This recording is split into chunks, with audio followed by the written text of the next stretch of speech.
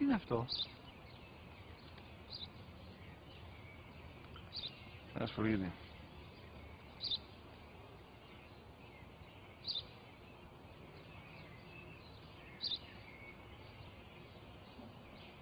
Τι είναι αυτό? Μόλις τώρα στο πατέρα, σφουργίτη είναι.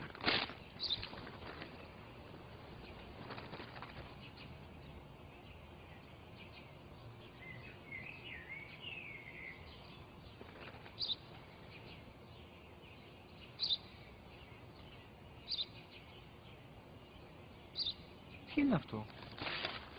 Ένα σπουργίτη είναι, πατέρα. Ένα σπουργίτη. Σπου-γι-τι.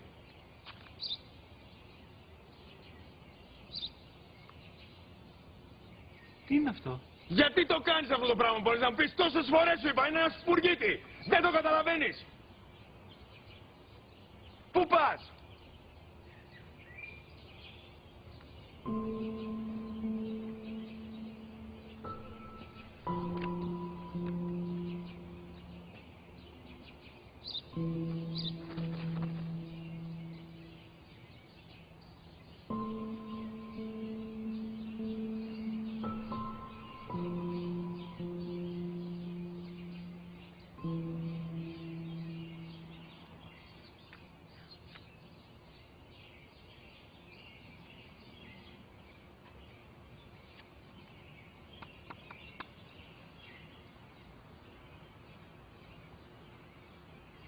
Δυνατά. Σήμερα ο μικρός μου γιος που πριν λίγες μέρες έκλεισε τα 3 καθόταν μαζί μου έξω στο πάρκο όταν ένα σπουργίτη ήρθε και κάθισε απέναντί μας.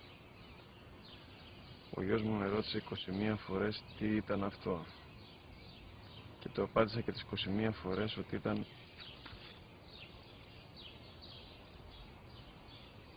ένα σπουργίτη.